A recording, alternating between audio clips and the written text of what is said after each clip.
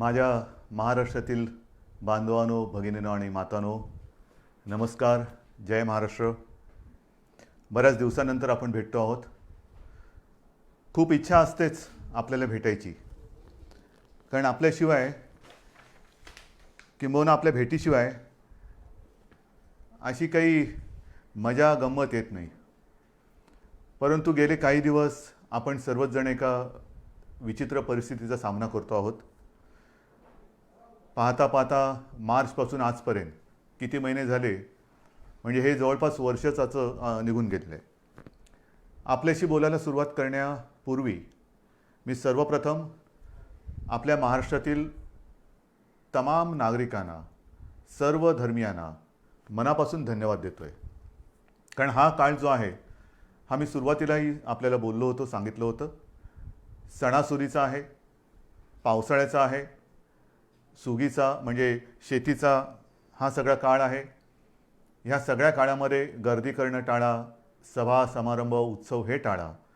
आणि मला एका गोष्टीचं समाधान आहे की आपण सर्वच, मग त्याच्यात कोणतेही धर्मीय मागे राहिले नाहीत. गणेशोत्सव अत्यंत साधेपणाने साजरा केला गेला.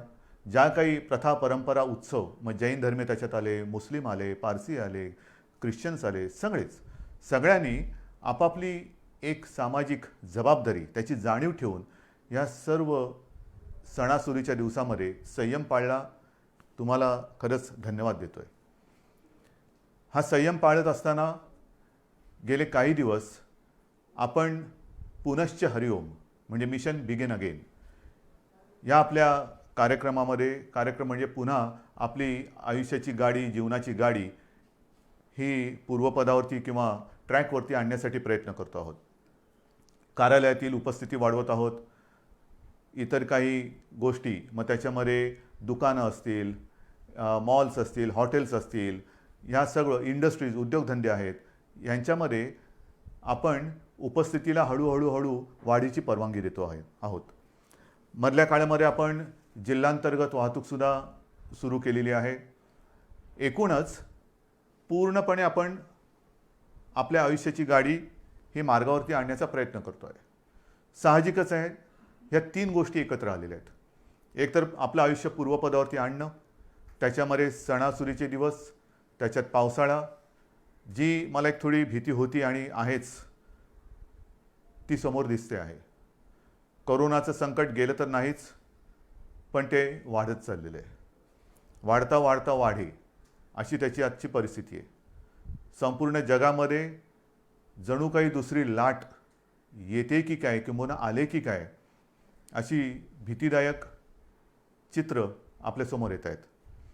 मुंबईमध्ये सुद्धा गेले महिना 2 महिने आपण 1000च्या आसपास रुग्णसंख्या ही रोखून ठेवली होती, ती आता 2000 वरती गेलेली आहे. पुण्यामध्ये वाढते, सांगली, सातारा, ग्रामीण भागामध्ये आता हातपाय पसरायला लागलेला आहे. राज्यांमध्ये इतर ठिकाणी सुद्धा, म्हणजे इतर राज्यांमध्ये सुद्धा याची वाढ होते आहे. ह्याच दरम्यान आपलं विधानसभेचं अधिवेशन सुद्धा पार पडलं. हे अधिवेशन आपल्याला 2 दिवसात सगळे कामकाज आपल्याला त्याच्यात संपवावं लागलं. मी विधानसभेच्या अधिवेशनामध्ये सुद्धा आणि आत्ता आपल्या साक्षीने सुद्धा सर्व पक्षांना धन्यवाद देतो आहे, कारण अधिवेशनसुद्धा यशस्वी होण्यासाठी सर्वांनी सहकार्य केलं. एकूणच काय की सगळेजण आपापली जबाबदारी ओळखून सामाजिक भान ठेवून वागत आहेत. काही जणांना असं वाटत असेल कदाचित की आता कोरोना संपलाय, पुनश्च हरिओम म्हणजे आपलं राजकारण पुन्हा सुरू करावं. केलंही असेल, करायला काही हरकत नाही. तूर्त मी राजकारणाबद्दल काही बोलणार नाही, पण राजकारणाबद्दल आणि एकूणच महाराष्ट्राच्या बदनामीचा जो काही डाव आखला जातोय त्याच्याबद्दल एकदा मात्र मी जरूर मुख्यमंत्रीपदाचा मास्क हा थोडा वेळ बाजूला ठेवून आपल्याशी बोलणार आहे. त्यातले सुद्धा धोके आणि एकूण ज्या काही गोष्टी आहेत त्या आपल्यासमोर मी नक्की मांडणार आहे. मी बोलत नाही याचा अर्थ असं नाही की माझ्याकडे उत्तर नाही, पण एक मुख्यमंत्रीपदाच्या खुर्चीवरती बसलेला आहे, त्याला साजेसं काम आपल्याला करावं लागते. एकूण महाराष्ट्रामध्ये सगळं काही वाताहत झालेले आहे असं नाही आहे. महाराष्ट्र सरकार याही प्रतिकूल परिस्थितीमध्ये, मग ते पूर्व विदर्भातील पूर परिस्थिती असेल, निसर्ग चक्रीवादळाचा फटका असेल, मधल्या काळात अघोषित एक वादळ मुंबईमध्ये येऊन गेलं म्हणजे निसर्गाचं, अशा अनेक गोष्टी ह्या भेडसावत आहेत. पण याही परिस्थितीत महाराष्ट्र सरकार हे आपल्या सगळ्यांच्या आशीर्वादाने खंबीर पावलं टाकत आहे, यशस्वीपणाने पुढे चाललेलं आहे. हे केवळ आणि केवळ आपल्या आशीर्वादाचंच हे बळ आहे. आज मी काही गोष्टी आपल्याशी बोलणार आहेच, पण सुरुवात करताना मी करोना ह्या विषयावरतीच बोलणार आहे. कारण करोनाचं संकट हे आता हळूहळू अक्राळ विक्राळ रूप धारण करेल की काय, अशी एक जगभर चिंता व्यक्त केली जाते. WHO ह्या संस्थेने सांगितलेलं आहे की कदाचित ही पुढच्या अधिक भीषण संकटाची नांदी असू शकेल. घाबरण्याचं काम नाही आहे, पण खबरदारी मात्र घेतलीच पाहिजे. अगदी सुरुवातीच्या काळात मी आपल्याला बोललो होतो की तुम्ही खबरदारी घ्या, आम्ही जबाबदारी घेतो. आज मी जबाबदारीतला काही हिस्सा हा तुमच्यावरती सुद्धा टाकणार आहे. आपल्या खांद्यावरती सुद्धा मी जबाबदारी टाकणार आहे. खबरदारी आणि जबाबदारी ह्याचा दोन्हीचा वाटप आपण दोघांनी करायचं आहे. काही गोष्टींची खबरदारी ही आम्हीही घेणार आहोत, काही गोष्टींची खबरदारी ही तुम्ही घ्यायची, काही जबाबदारी ही सरकारही घेईल, काही जबाबदारी आपणही घ्यायची आहे. मुख्य म्हणजे आपली जबाबदारी ही आपल्या कुटुंबापुरती असणार आहे. आणि म्हणून आपण ऐकलं असाल, पाहिलं असाल, मी महाराष्ट्रामध्ये येत्या 15 तारखेपासून जवळपास एक महिनाभर एक मोहीम राबवतो आहे. आणि या मोहिमेमध्ये जो जो कोणी या महाराष्ट्रावरती प्रेम करतो, जो कोणी आपल्या महाराष्ट्राला आपली भूमी मानतो, तो प्रत्येक महाराष्ट्रप्रेमी नागरिक जात पात धर्म पक्ष राजकारण बाजूला ठेवून सहभागी झालेला मला पाहिजे, किंबहुना त्यांनी सहभागी व्हावं असं माझं आवाहन आहे. ही मोहीम जी आहे त्या मोहिमेला आपण नाव दिलेलं आहे माझे कुटुंब माझी जबाबदारी. माझे कुटुंब माझी जबाबदारी. हे महाराष्ट्र माझं कुटुंब आहे आणि महाराष्ट्राला सुरक्षित ठेवणं ही माझी जबाबदारी आहे. आता ही जबाबदारी ही महाराष्ट्रातील, मी जसं म्हटलं की प्रत्येक महाराष्ट्रप्रेमीची जबाबदारी आहे. माझे कुटुंब माझी जबाबदारी म्हणजे काय? जसं आपण इतर वेळेला बघतो जुडो कराटेचे क्लासेस, आपली मुलं किंवा मुली हे त्याच्यामध्ये जातात, जुडो कराटे शिकतात. का शिकतात? Self defence. मग ते हे ते चालूच असतं त्यांचं. आणि मग त्याच्यात जो प्रावीण्य मिळवतं, निपुणता मिळवतो, त्याला ब्लॅक बेल्ट लागतो. आणि मग आपण म्हणतो अरे माझा मुलगा ब्लॅक बेल्ट आहे, मग माझी मुलगी ब्लॅक बेल्ट आहे. आता हा ब्लॅक बेल्ट सेल्फ डिफेन्सच्या या मोहिमेमध्ये तोंडावरती लावायचा आहे. मास्क. जो मास्क सार्वजनिक ठिकाणी लावून फिरेल तो मास्क म्हणजे आपला ब्लॅक बेल्ट आहे. आपलं सेल्फ डिफेन्सचं ते एक आपलं आयुध आहे. स्वतः सुरक्षित राहणं. आजपर्यंत लस कधी येणार, औषध कधी येणार, चर्चा चरवणं खूप ऐकतोय.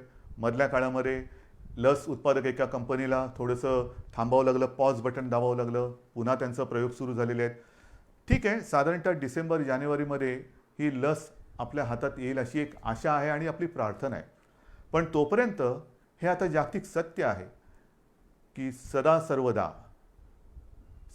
योग तुझा घडावा नाही. म्हणजे बाहेर फिरताना गर्दीच्या ठिकाणी सदा सर्वदा मास्क लावावा. कधीही मास्क काढून गर्दीच्या ठिकाणी फिरू नका. चार चौघामध्ये मास्क लावल्याशिवाय जायचं नाही, गर्दी करायची नाही. म्हणजे पहिली गोष्ट, एकतर आवश्यक नसेल तर घराबाहेर पडू नका. आणि आवश्यकता असेल, कारण आवश्यकता असतंच, रोजीरोटी कमवायची म्हणजे घराबाहेर पडणं आलंच. मग ते पडताना जिथे जिथे गर्दी होईल तिथे तोंडावरती मास्क लावायचा, एकमेकापासून अंतर ठेवायचं. त्याचबरोबरीने हात सतत धुत राहणं. हे काही नवीन नाही आहे. ही पहिल्या दिवशीची जी काही तुम्हाला मी खबरदारी घेण्याची एक गोष्ट सांगितली तीच त्रिसूत्री. ही त्रिसूत्री हीच ह्या विषाणूपासून लांब राहण्याचं एक आयुध आहे. ह्याच्या पलीकडे अजूनही तसं काही आलं आहे. औषधं येत आहेत, उपचार होत आहेत, आपण सुविधा वाढवतो आहोत, रुग्णशय्या वाढवतो आहोत, जम्बो हॉस्पिटल्स वाढवतो आहोत. ऑक्सिजनची थोडीशी एक कमतरता जाणवते, कारण आपले उद्योगधंदे सुरू झाले, त्यांनासुद्धा ऑक्सिजन लागत आहेत. पण आपण आता ऑक्सिजन ही आपल्या आरोग्य खात्याची प्राथमिकता ठरवलेली आहे. त्याच्यामध्ये 80% ऑक्सिजन हा प्रथम आरोग्यासाठी वापरला जाईल आणि मग आपण उद्योगासाठी देऊ. तर ह्या सगळ्या गोष्टी करतोय. डॉक्टरांचे टास्क फोर्स नेमतोय, कोरोना दक्षता समित्या नेमतो आहेत. परंतु ही जी मोहीम माझे कुटुंब माझी जबाबदारी आपण सुरू करतो आहोत, त्याच्यामध्ये एक दोन गोष्टी महत्त्वाच्या आहेत. एक म्हणजे प्रशासनाकडून माझ्या सूचना अशा आहेत आणि अपेक्षा माझी अशी आहे की अवघड जरी वाटत असलं तरी अशक्य काहीच नसतं. अवघड म्हणजे काय की महाराष्ट्राची लोकसंख्या ही जवळपास 12 कोटी आहे. ह्या 12 कोटी जनतेची आरोग्य तपासणी ही अशक्यप्राय आणि अवघड आहे. 12 कोटी कुटुंब म्हटल्यानंतर किती घरं आली, कुठे कुठे आली, घनदाट लोकवस्ती कुठे आहे, तुरळक लोकवस्ती कुठे आहे. आपला प्रयत्न असा असणार आहे की ह्या महाराष्ट्रातील प्रत्येक घरामध्ये पुढच्या महिनाभरामध्ये किमान 2 वेळा तरी आरोग्याची चौकशी करायला आपली टीम जाईल. त्याच्यामध्ये मला आमदार, खासदार, जिल्हा परिषद सदस्य, सरपंच, नगरसेवक सगळ्यांनाच मी सांगतोय की प्रत्येक जणांनी आपापल्या वॉर्डाची जबाबदारी घ्यावी. आपापल्या वॉर्डामध्ये म्हणजे छोट्या छोट्या विभागात जर का आपण जबाबदारी घेतली तर संपूर्ण महाराष्ट्र हा आपण याच्यामध्ये सहज व्यापून टाकू शकतो. कारण प्रत्येक मतदारसंघाला त्याचा लोकप्रतिनिधी आहे. त्या लोकप्रतिनिधींनी जर का जबाबदारी घेतली की माझ्या विभागाची जबाबदारी मी घेतो, काय टीम नेमायचे, ह्याच्यामध्ये शासनाचे आरोग्य विभागाचे असतील, महसूल यंत्रणेचे असतील, इतर आरोग्य कर्मचारी असतील, सोबत जर का आपल्या पक्षाचे असतील, असू द्या. आरोग्य तपासणी करायची. आरोग्य तपासणी म्हणजे चौकशी करायची. चौकशी म्हणजे कसं आहे की घराघरात जायचं, साधारणतः विचारपूस करायची की आपल्याकडे 50-55च्या वयापेक्षा कोण आहे, अधिक वयाचे कोण आहेत, त्यांचं ऑक्सिजन लेवल काय आहे, त्यांना इतर काही व्याधी आहेत का, काही लक्षणं आहेत का. जर काही व्याधी किंवा लक्षणं असतील तर ती आपल्या शासनाच्या यंत्रणेला लक्षात आणून द्यायचं. मग त्यानुसार पुढील उपचार काय करायचे, कुठे करायचे, ह्याचं मार्गदर्शन आपली मग शासकीय टीम त्यांना करेल. एकूणच काय की आपण मुंबईमध्ये जी यंत्रणा लावलेली आहे, मोहीम राबवतो आहोत, चेस द व्हायरस. म्हणजे व्हायरस पोचायच्या आधी आपण आपल्या नागरिकाकडे, माता भगिनी बांधवांकडे जायचं आणि त्यांना या व्हायरसपासून वाचवायचं. त्यांच्यामध्ये जर का रोगप्रतिकारक शक्ती कमी असेल, इतर काही व्याधी विकार असतील तर त्याच्यावरती इलाज करणं, ऑक्सिजन वाढवणं, ह्या सगळ्या गोष्टी करणं हे माझे कुटुंब, माझी जबाबदारी, ही एक बाब झाली. बाहेर फिरताना सुद्धा जे मी आपल्याला सांगितलं, बाहेर जो कुटुंबातला बाहेर जाऊन येईल त्यांनी, मी तर तुम्हाला काही गोष्टी सांगणारच आहे, मी मुद्दामून कागदावरती घेतलेले आहेत. आणि काही गोष्टी ह्या अगदी लहानपणी आपल्याला सांगितल्या गेलेल्या आहेत. मला सुद्धा आठवतं आहे, माझी आम्ही बाहेरून खेळून आल्यानंतर आम्हाला मुलांना सांगायची, अरे खेळून आलास, चल हातपाय धू, कपडे बदल. आणि मग आमच्या प्रार्थना असायची, परवचा असायची. हे लहानपणीचे संस्कार. आता हेच संस्कार, ह्याच गोष्टी ह्या कोरोनाने आपल्याला सांगितलेल्या आहेत.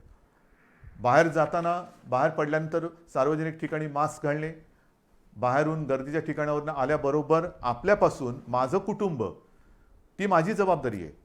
मग समजा मला माझ्याकडनं कुठून त्यांना प्रादुर्भाव झाला, संसर्ग झाला, तर कुटुंब धोक्यात येऊ शकतं. आणि म्हणून मी बाहेरून आल्यानंतर पहिले जोडे बाहेर काढा.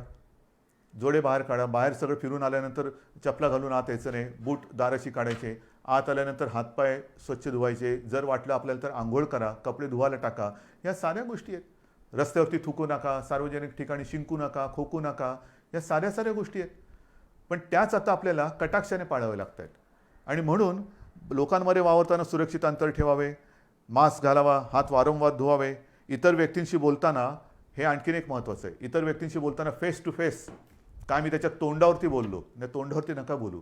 जरा समोरासमोर बोलण्याचं टाळायचं आहे. आणि बोलताना जरा फेस टू फेस न बोललं तर अधिक चांगलं.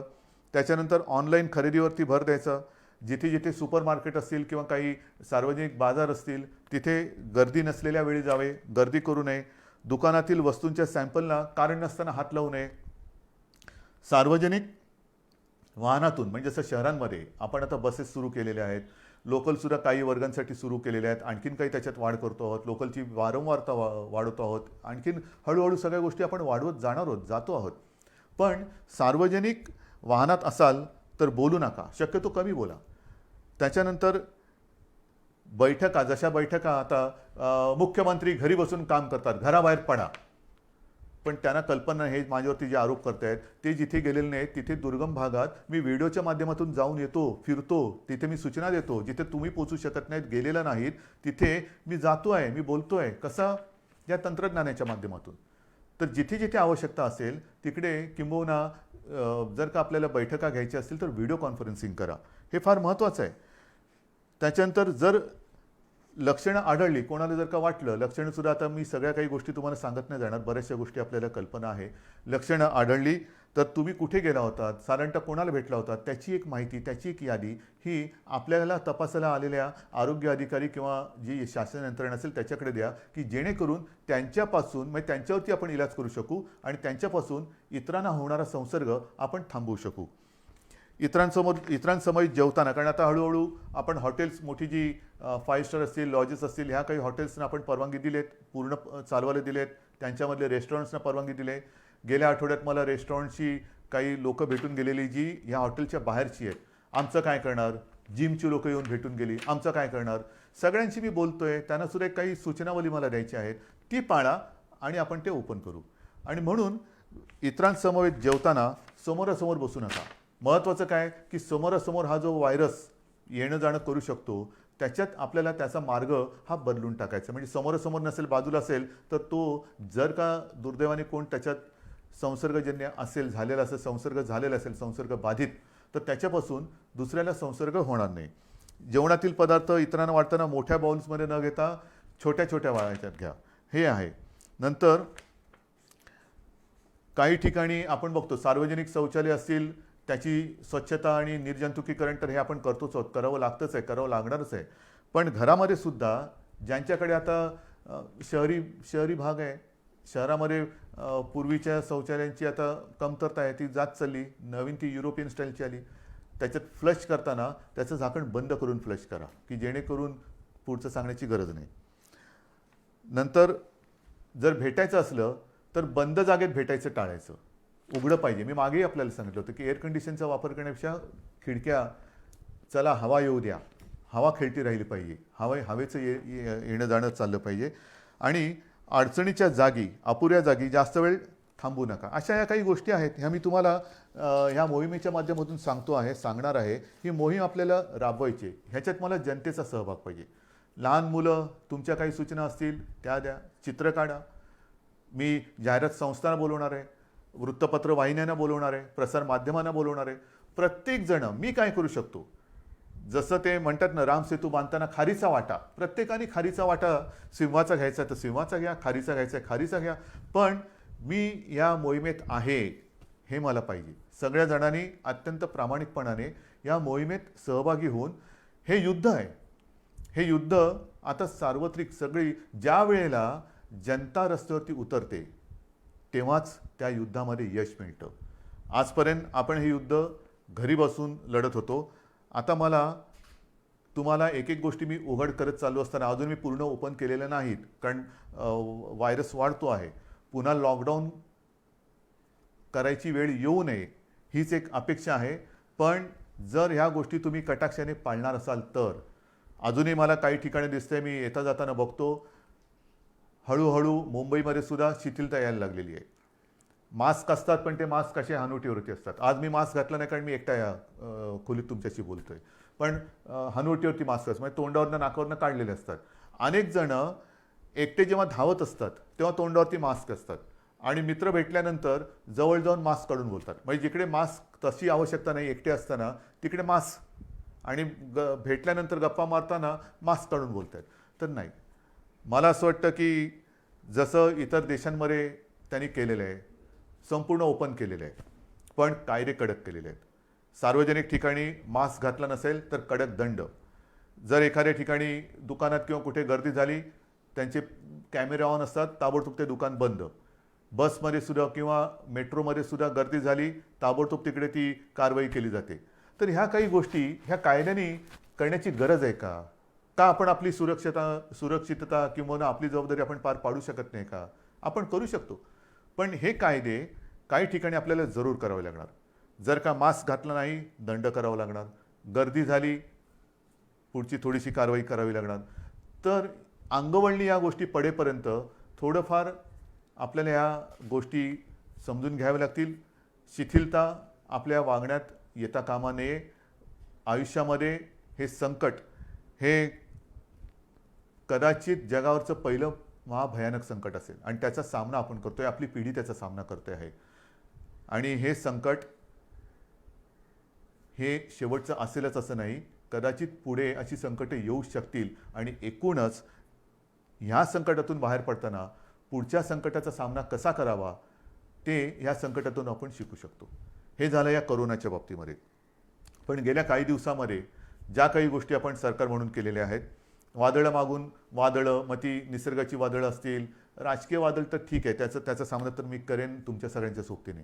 परंतु खास करून मला एका गोष्टीचं समाधान वाटते की याही कठीण परिस्थितीत आपण जे वचन शेतकऱ्याने दिलं होतं की तुमचं यांचं कर्ज पीक कर्ज हे 2 लाखापर्यंत आहे, त्या महाराष्ट्रातील सर्व शेतकऱ्यांना आपण कर्जमुक्त करणार.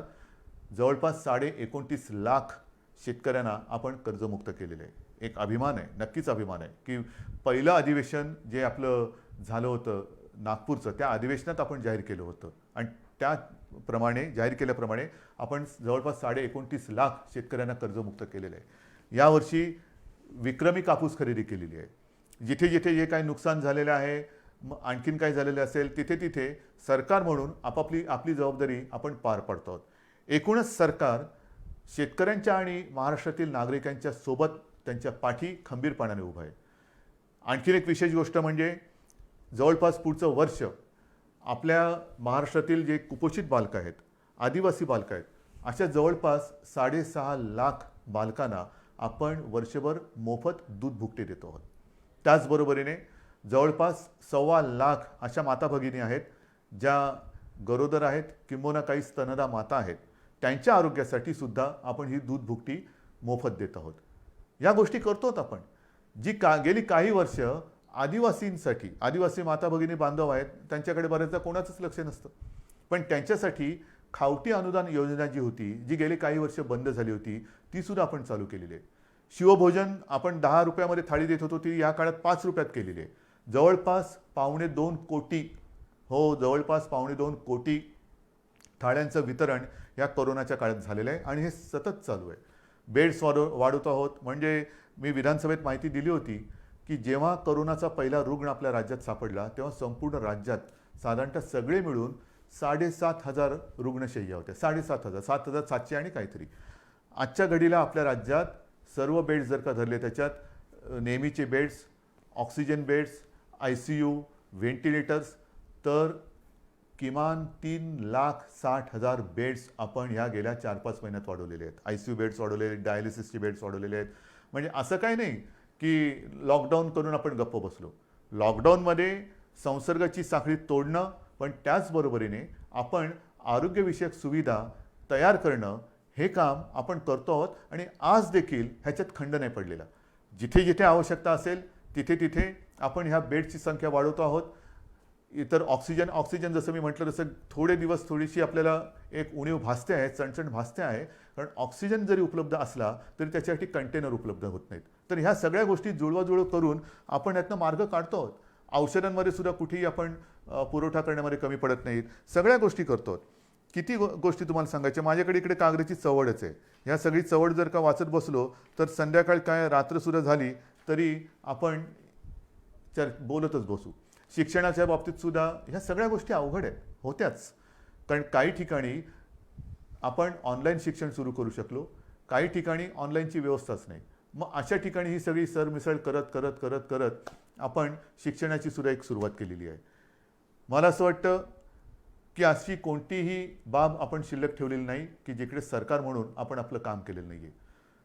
जसं निसर्ग चक्रीवादळ आलं, निसर्ग चक्रीवादळामध्ये जवळपास 700 कोटी रुपयांची मदत प्रत्यक्ष आणि इतर घरं बिरं असतील त्या माध्यमातून आपण केलेली आहे. अजून ही मदत चालू आहे. नुकतीच तिकडे केंद्राचं पथक येऊन गेलं, संपूर्ण पाहणी केली आणि केंद्रीय पथकसुद्धा समाधान व्यक्त करून गेलं. हे आता केंद्राचं पथक हे म्हणजे कदाचित माणसं बदलली असतील, पण केंद्राचं पथक आता पूर्व विदर्भात जिथे 15-1 दिवसापूर्वी भीषण पूर आला होता तिथली पाहणी करते. त्या पूर्व विदर्भात सुद्धा आपण तातडीने तत्काळ मदत म्हणून जवळपास 18 कोटी रुपये पाठवून दिलेले आहेत. पण एक मी माझ्या पूर्व विदर्भातील पूरग्रस्त माता भगिनींना आणि बांधवांना सांगतो की तुम्ही काळजी करू नका. ज्याप्रमाणे आपण कोल्हापूर आणि सांगली इथल्या पुरामध्ये जशी गेल्या वर्षी 1-1.5 वर्षात जो पूर आला होता तिथल्या जनतेला मदत केली, तशीच संपूर्णपणे मदत ही महाराष्ट्र सरकार, तुमचं सरकार तुम्हाला केल्याशिवाय राहणार नाही. हे करतो आहोत आपण. या सगळ्या गोष्टी कुठेही उणीव न ठेवता आपण पार पाडतो आहोत. अनेक संकट जरी आली तरी सरकार काय गप्प नाही बसलेलं. शेतकऱ्याच्या पाठी ते उभा आहे. याचं कारण का? कारण शेतकरी हा वर्क फ्रॉम होम नाही करू शकत. आपण सगळेजण ऑफिसमध्ये येणारी जाणारी लोक वर्क फ्रॉम होम करतो, पण उद्या शेतकऱ्याने ठरवलं वर्क फ्रॉम होम म्हणजे काय करणार? तर शेतकरी जो आहे त्याच्यासाठी सुद्धा आपण एक नवीन योजना ही आणलेली आहे जसं मी आता ही मोहीम एक वेगळी तुम्हाला सांगितली करोनाच्या बाबतीत, तसंच शेतकऱ्याच्या बाबतीमध्ये. कारण मी काय बघतोय गेले अनेक वर्ष, शेतकरी बिचारा अंधारात उडी मारतो. त्याला कल्पना नाही आहे की उद्या निसर्ग राजा त्याला साथ देईल का प्रकोप दाखवेल, रुसेल का हसेल, त्याला काहीच सांगता येत नाही. तरी देखील तो त्याच्या परीने त्याचं जे काय असतं, घरदार असेल, जमीन असेल, वेळप्रसंगी पत्नीचे दागिने असतील, मग त्याच्या कुटुंबातला त्याचा, मी थांबलो का कारण अनेकांना आश्चर्य वाटेल, कुटुंबातील त्याचा बैल, हो त्याचा तो कुटुंबीय असतो, तो सुद्धा त्याला गहाण टाकावा लागतो. आणि सगळं गहाण टाकून म्हणजे आयुष्यच गहाण टाकतो. आणि त्या आपल्या मातीमध्ये सोयाबीन पिकवेल, तूर पिकवेल, कधी कापूस पिकवेल, हे आपल्या विभागवारही अशी रचना झालेली आहे. आणि मग आपल्याला अनुभवास काय येतं, जर निसर्गाने साथ दिली, पीक तरारून आलं, तर त्याला जास्त झालं म्हणून भाव मिळत नाही. निसर्ग रुसला, पावसाने झोडलं, गारपीट झाली, तर उभं पीक म्हणजे सोनं त्याच्या डोळ्या देखत मातीमोल होतं. म्हणजे तरी त्याची पंचायत झाली. डोक्यावरती कर्जाचं ओझं हे वाढतच चालतं. त्या डोंगरातून तो कधी, डोंगराखालून तो कधी बाहेरच येत नाही. आणि म्हणून आपण शेतकऱ्यांसाठी जे पिकेल तेच विकेल, जे विकेल ते पिकेल. आतापर्यंत जे पिकेल ते विकेल असं होतं, पिकणार ते विकणार काय. आता मी उलटं केलं, जे विकेल तेच पिकेल. म्हणजे काय की साधारण कृषी खातं जे आपलं आहे ते एकूण जगभर बघेल, राज्यात बघेल, देशात बघेल की यावर्षी कोणत्या पिकाला बाजारपेठ आहे, कोणतं पीक कुठे विकलं जाईल. कापूससुद्धा किती विकला जाईल, कोणत्या दर्जाचा विकला जाईल, सोयाबीन असेल, तूर असेल, तांदूळ असेल, मका असेल, कोणत्या प्रतीचा, कोणत्या दर्जाचा मका पाहिजे, तूर पाहिजे, सोयाबीन पाहिजे. आणि तसंच बी बियाणं हे शेतकऱ्याला दिलं जाईल. म्हणजे महाराष्ट्राची ओळख एक दर्जेदार पीक देणारा महाराष्ट्र अशी आपल्याला करायची. जे विकणार असेल तेच आम्ही पिकू आणि आम्ही जे पिकू ते विकणार आहोत. आणि त्याच्यासाठी आपण गटशेती म्हणा, शेतकऱ्यांना सुद्धा जो असंघटित शेतकरी आहे त्याला आपण संघटित करतो आहोत. त्यांच्या काही सूचना आपण घेतो आहोत. गेल्या आठवड्यामध्येच हा मी कार्यक्रम केला. सगळ्या शेतकरी दादांना ह्या कार्यक्रमाची कल्पना दिली की आता तुम्ही अंधारात उडी नका मारू. आपण, सरकार तुमच्या सोबत आहे. एखादं पीक आल्यानंतर हमी भाव, हमी भाव, हमी भाव. आता हमी भाव नाही, आता हमखास भाव. माझं जे काही मी मेहनत करतो आहे, कष्ट करतो आहे, रात्री सुद्धा जाऊन मेहनत करतो आहे, शेतामध्ये राबतो आहे आणि सोनं पिकवल्यानंतर त्या सोन्याला सोन्याचा भाव मिळणार नसेल तर हे सगळं फुकट गेलं. आणि त्याच्यासाठी हमी भाव आता मागायचं नाही, हमखास भाव. आणि जे मी पिकवणार आहे ते विकलं गेलंच पाहिजे. ही जी एक साखळी आहे ती साखळी आता आपण निर्माण करतो आहोत. आणि त्या साखळीमध्ये हा सगळा नाशिवंत माल असतो, भाजीपाला असेल, धान्य असेल, त्यांच्यासाठी विभागवार आपण शीतगृह असतील किंवा स्टोरेज, कोल्ड स्टोरेज, गोडाऊन्स असतील, त्याची एक साखळी निर्माण करतो आहे.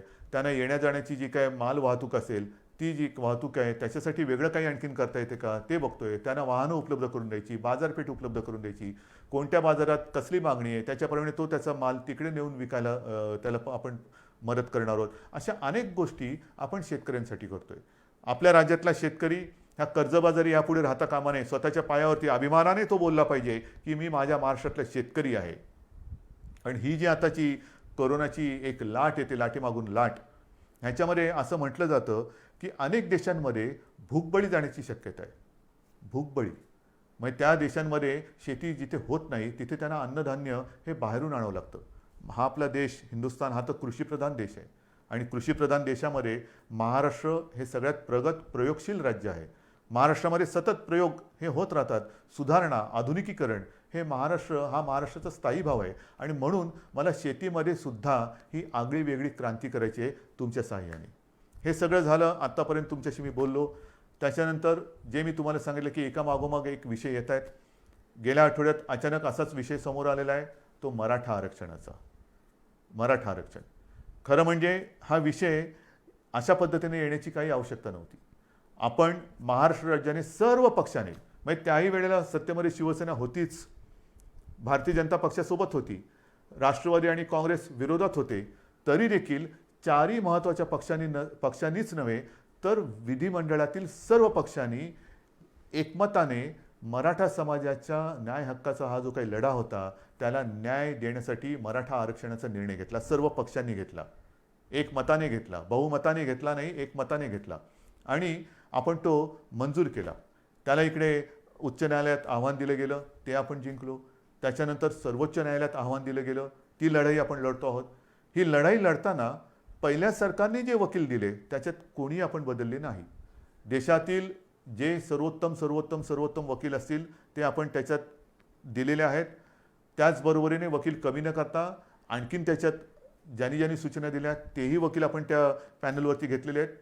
बरोबरीने काही संस्था काही व्यक्ती या केसमध्ये त्याच्यात त्याने इंटरव्हेन केलं, त्यांनी देखील त्यांच्या परीने त्यांच्या पसंतीचे वकील याच्यात दिले.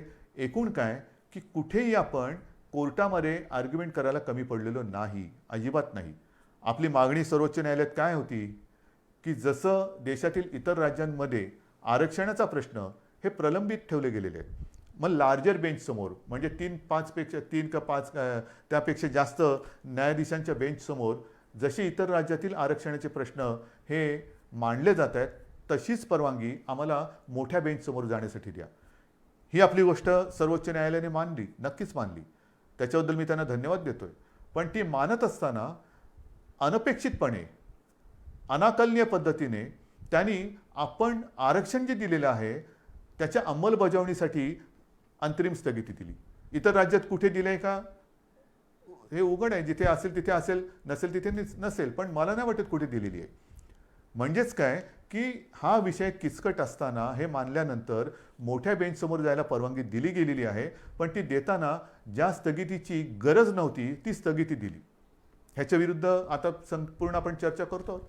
2 दिवसापूर्वी मी ह्या विषयामध्ये ज्या संस्था व्यक्ती सहभागी आहेत, अत्यंत पोटतिडकीने काम करतायत, आपली मतं मांडतायत, ह्या केसच्या सुनावणीच्या वेळेला सुद्धा मी स्वतः एक किमान 2-4 वेळा तरी व्हिडिओच्या माध्यमातून अशोकराव चव्हाण असतील, आपले एकनाथ शिंदे आहेत, विजय वडेट्टीवार आहेत, अजितदादा आहेत, बाळासाहेब थोरात आहेत, किती मंत्र्यांची नावं घ्यायची, जयंतराव पाटील आहेत, ह्या दिलीपराव वळसे पाटील आहेत, ह्या सगळ्यांसमवेत आम्ही या व्यक्तींशी, संस्थांशी आणि ज्येष्ठ विधितज्ञांची चर्चा करत आपल्याला काय बोललं पाहिजे, कसं बोललं पाहिजे हे ठरवत तिथे आपण कोर्टासमोर आपण बाजू मांडली.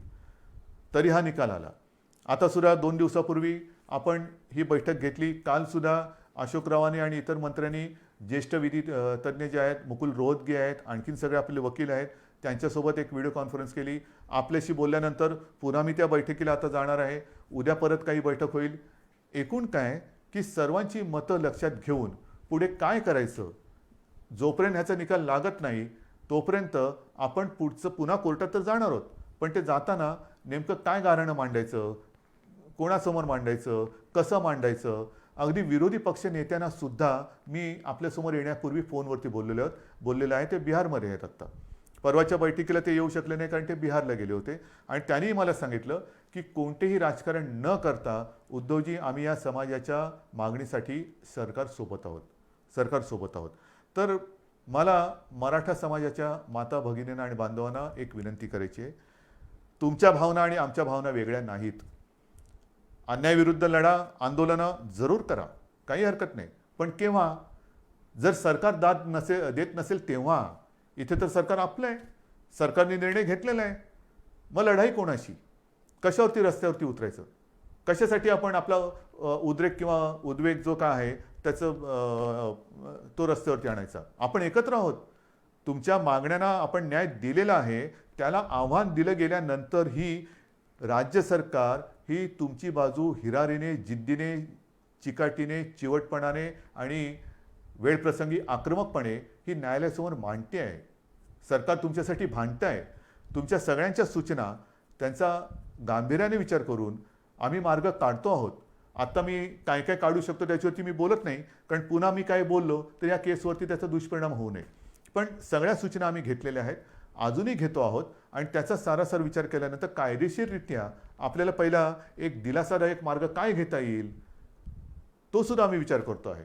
आणि तो केल्यानंतर पुन्हा कोर्टात तर जातोच आहोत, कारण मोठ्या बेंचसमोर तर जायचंच आहे आपल्याला. हा निकाल तर आपल्या बाजूनी लागावा ह्याच्यासाठी आपल्याला कायदेशीर लढाई करायची आहेच. ती करण्यात कुठे तसूभर सुद्धा हे सरकार मागे राहणार नाही, हे वचन मी परवाच दिलेलं आहे. आजही पुन्हा ते मी देतो आहे. आणि म्हणून मी आपल्याला विनंती करतो आहे की सरकार आपल्यासोबत आहे. सरकारने निर्णय घेतलेला आहे. हा निर्णय घेतल्यानंतर एक तर हे कोरोनाचं संकट आहे, त्याच्यात अधिक आंदोलनं मोर्चे कृपा करून काढू नका. ज्याची खरंच आवश्यकता नाही ती एवढ्यासाठी की संपूर्णपणे अगदी शब्दशः सरकार हे तुमच्या भावनेशी सहमत आहे. तुम्हाला न्याय मिळवून देणं हे आमचं कर्तव्य आहे. आम्ही वचनबद्ध आहोत आणि म्हणून या परिस्थितीमध्ये आपण एकजुटीने आजपर्यंत जे काही वाटचाल करत आलेलो आहोत त्या एकजुटीला तडा जाईल असं कृपा करून करू नका. कोणी गैरसमज पसरू नका, कारण याच्यात गैरसमज पसरवण्यासारखं काही नाही. जे काय आहे ते सगळं समोर आहे. आपण सगळे एकत्र आहोत. एकजुटीने हा न्याय मिळवून घेतल्याशिवाय थांबायचं नाही हा निर्धार करून आपण पुढे जात आहोत. म्हणून महाराष्ट्रातील तमाम जनतेला मी पुन्हा एकदा विनंती करतो आहे की हे कोरोनाचं संकट, या संकटामध्ये आता जबाबदारीचा सुद्धा एक हिस्सा हा आपल्याला घ्यावा लागणार आहे. गावोगावी ज्या वेळेला ही पथकं येतील तेव्हा आपण स्वतःहून त्याला सहकार्य करा. कोणी घाबरण्याचं कारण नाही. कोरोना जरी औषध नसलं तरी वेळेमध्ये जर का लक्षात आला तर अनेक जण हे बरे होऊन सुखरूप घरी गेलेले आहेत, जात आहेत. रोजचा आकडा हा पुरेसा बोलका आहे, पण हे संकट वाढतंय हे सुद्धा तितकंच खरं. या संकटाचा सामना करण्यासाठी ज्या सूचना आजपर्यंत सरकार म्हणून आम्ही आपल्याला करत आलो त्या सूचनांचं जसं पालन केलं तसंच याही पुढे तुम्ही कराल आणि ह्या युद्धात आपण निर्णायक विजय मिळवू हा आत्मविश्वास व्यक्त करून तूर्त मी आपली रजा घेतो. जय हिंद, जय महाराष्ट्र.